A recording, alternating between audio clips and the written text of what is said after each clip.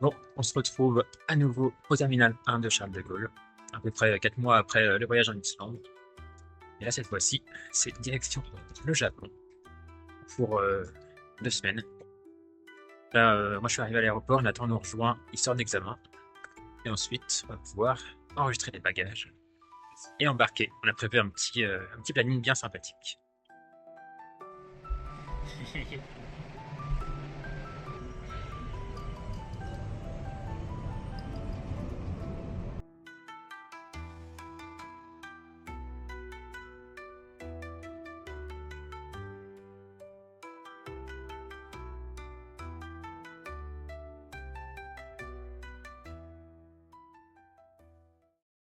On vient d'arriver à Tokyo.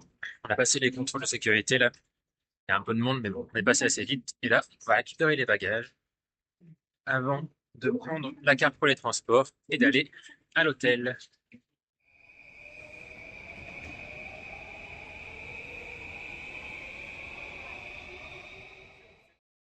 Ça y est, on vient d'arriver au premier hôtel, qui est trop kiki, avec la petite salle de bain et la chambre juste derrière. On va pouvoir se reposer avant d'attaquer le planning de demain.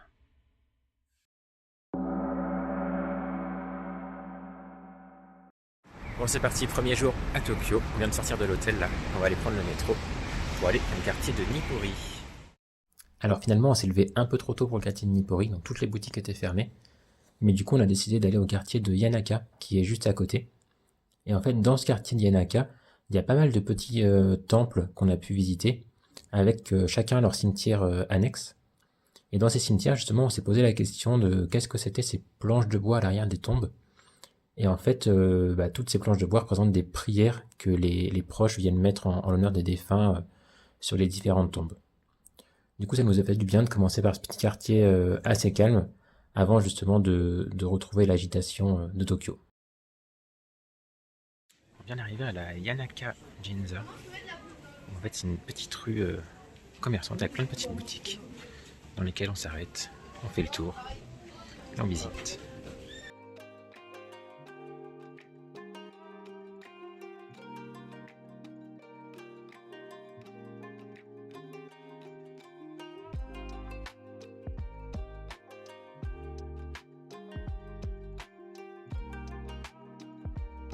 On est venu se mettre au calme au sanctuaire de Nezu Jinja. On a un petit sanctuaire avec en principe une allée des torii qui est à droite, quelques petits temples. Donc voilà, on va aller visiter ce sanctuaire Shinto qui change des temples bouddhistes qu'on a vus ce matin. En fait, ce sanctuaire, il est assez célèbre parce qu'il y a des milliers d'azalées qui fleurissent en principe au printemps. Donc comme on était à l'automne, on n'a pas pu les voir, mais on a quand même pu profiter du jardin, des nombreux petits temples, et aussi du pavillon principal, donc dans lequel il est interdit de filmer, et de sa petite allée de torii, aussi comme je l'ai dit, mais qui est un petit peu basse de plafond quand même. Oui. On vient d'arriver au parc de Ueno, qui est dans le centre-ville de Tokyo. On a vu un petit temple déjà, on a eu notre premier tampon, et là on se balade dans les allées. Ah, il fait sa petite vidéo. Oui. On a la petite pagode derrière. On va faire le tour du jardin. Les tampons, ils sont appelés Goshuin au Japon. Et en fait, on peut les récupérer dans tous les temples bouddhistes ou shinto qu'on croise. Ils sont calligraphiés à la main. Et dessus, en fait, on va avoir la date de réalisation, le nom du sanctuaire, le sceau du sanctuaire, et un kanji, qui est en fait un symbole qui atteste notre passage dans le temple. Une fois qu'on a récupéré notre Goshuin, on a pu déambuler dans les allées du parc de Ueno. C'est un immense parc en fait au centre de Tokyo, où justement les Tokyoïtes et les touristes se croisent. C'est assez sympa comme ambiance. On a pu voir pas mal de temples, une pagode, des allées assez arborées. Donc c'était assez sympa justement de prendre un peu de temps dans un endroit un peu calme, parce que on est allé ensuite enchaîner sur un quartier un petit peu plus animé. On vient d'arriver dans le quartier d'Akihabara. En fait, il y a une grande rue commerçante avec plein de boutiques de mangas, d'animés. On fait un peu le tour, bon, il y a beaucoup de monde, c'est très animé. Et après on va aller pouvoir se remettre au calme dans un temple, en principe en fin de journée.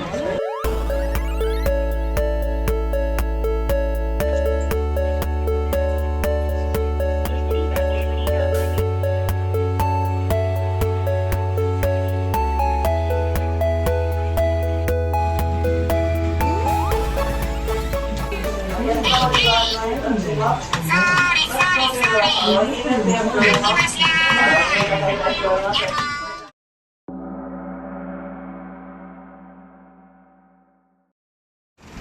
début du deuxième jour, on s'est levé un peu tôt, là il est 6h30, pour aller au sanctuaire d'Asakusa. Il y a quand même assez de monde, donc c'est pour ça qu'on s'est levé tôt, pour pouvoir s'y rendre sans trop de monde. Après avoir traversé une allée de petites boutiques, on arrive sur cette immense porte rouge qui marque l'entrée du sanctuaire. On commence par la visite du jardin, avec plein de petits canaux, des carpe-koi, des petits temples aussi qu'on peut visiter.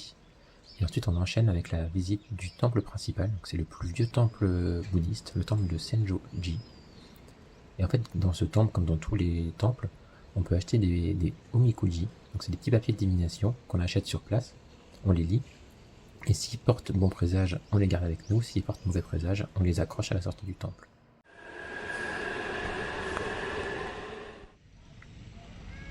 On vient d'arriver à Kyotsumi Garden, petit jardin zen et calme, avec des petites tortues, comme on a ici. C'est paradoxalement, ce jardin, en fait, il n'est pas trop fréquenté des touristes. Donc on a pu se mettre au calme, déambuler autour de l'étang principal, aller voir la petite maison de thé, et emprunter les chemins qui serpentent au milieu des bonsaïs.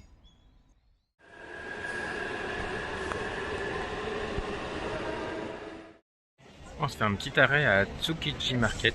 En fait, c'est un marché de poissons et de fruits de mer. On a déjà goûté une petite omelette aux œufs et là maintenant on va goûter un petit calamar grillé.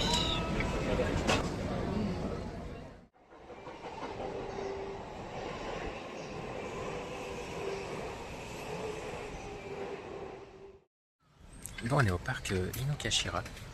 C'est un petit parc dans lequel on va trouver le musée Ghibli qu'on va faire dans 1 heure. Pour l'instant, on visite le parc avant de se rendre au musée.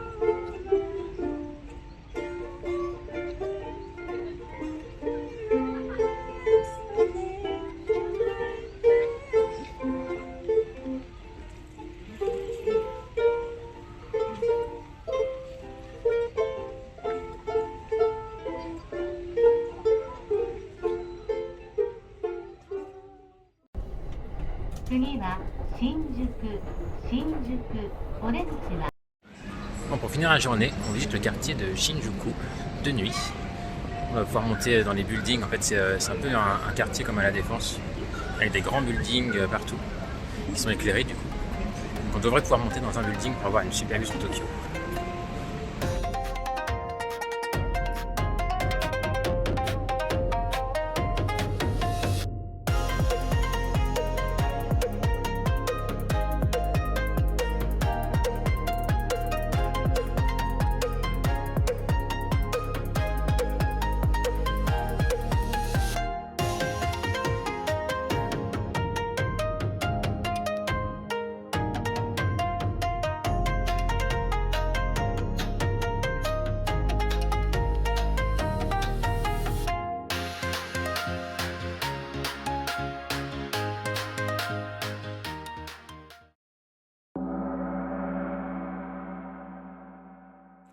Début du jour 3, toujours aux aurores, il est 7h, on est parti de l'hôtel vers 5h30, 6h il me semble. Et là on est au sanctuaire de Meiji Jinju, un petit sanctuaire dans une forêt. On vient de passer le torii derrière, et là on va dans la forêt, on a le sanctuaire qui est tout au fond. Le parc du sanctuaire il est vraiment immense, hein. C'est une très grande forêt en fait qui est vraiment un poumon au cœur de Tokyo. Donc ce qui est assez bien parce que ça permet d'arriver au sanctuaire reposé et assez calme, loin du tumulte de la ville. D'ailleurs, à l'entrée du temple, on a pu observer quelques dizaines de tonneaux de vin de Bordeaux, qui ont en fait été offerts par les vignerons bordelais en l'honneur de l'empereur, quand celui-ci a voulu se rapprocher un petit peu plus de la culture occidentale. Après la visite du temple, on a été visiter les jardins qui jouxtent ce temple, qui sont en principe un petit peu fleuris que ce qu'on peut voir là, mais qui sont quand même très sympathiques, et notamment on a pu apercevoir la source sacrée autour de laquelle tout le sanctuaire a été construit. Bon, après une matinée bien calme, on retrouve un peu le monde avec la rue de Takeshita. En fait, il y a plein de petites boutiques comme celle-ci. Et on va voir si on peut trouver à manger ici ou si on va aller ailleurs pour déjeuner. Bon, évidemment, on a trouvé à manger. On s'est pris une petite crêpe banane Nutella chantilly avant de déambuler dans la rue. D'ailleurs, Nathan s'est acheté un petit bonsaï en peluche. Sinon, on trouve aussi des boutiques de vêtements, de souvenirs, de jeux, et même un bar où on peut caresser des cochons.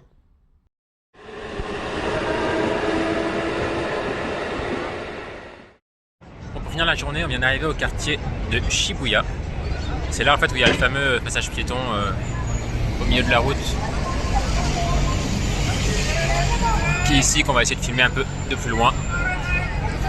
Mais là pour l'instant, on va monter dans le bâtiment qui est juste là, enfin essayer en tout cas, qui est juste là pour essayer d'avoir une vue.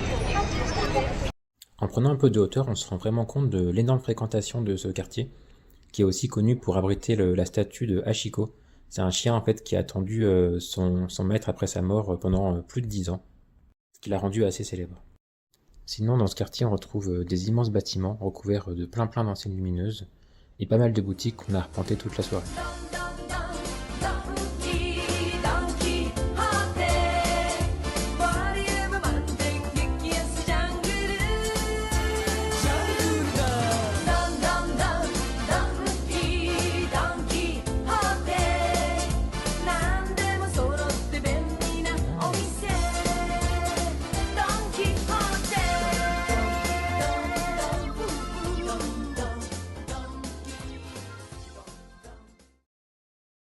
Bon, début du jour 4, là on quitte Tokyo, on est arrivé à Kamakura.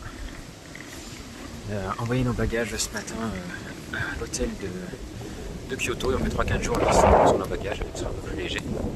Et là on commence avec la forêt de bambou de Kamakura qui est juste derrière, qu'on va aller visiter.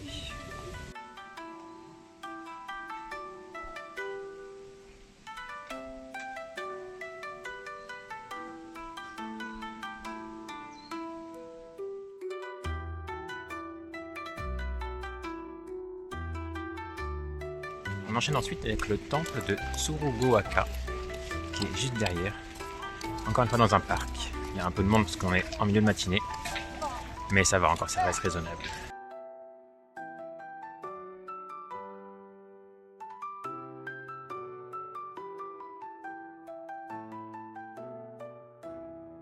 Bon, petite déambulation dans les rues piétonnes de Kamakura, avec des petites boutiques partout, avec des petits trucs à manger. Et on se promène.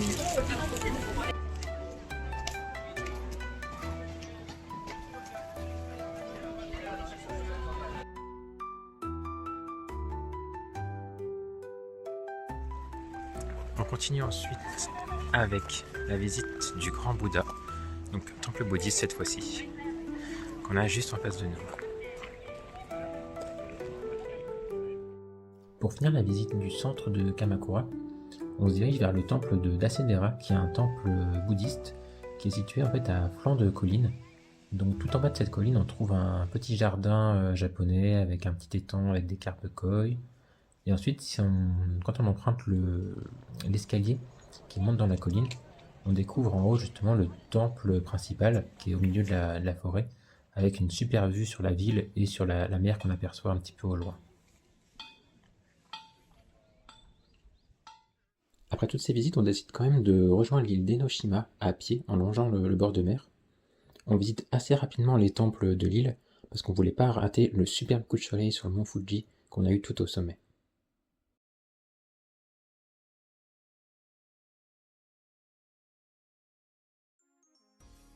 Dans la prochaine vidéo, on se retrouvera sur la côte nord du Japon, à l'ouest des Alpes japonaises, pour un périple entre Kanazawa et Takayama, en passant par le petit village de Shirakawago.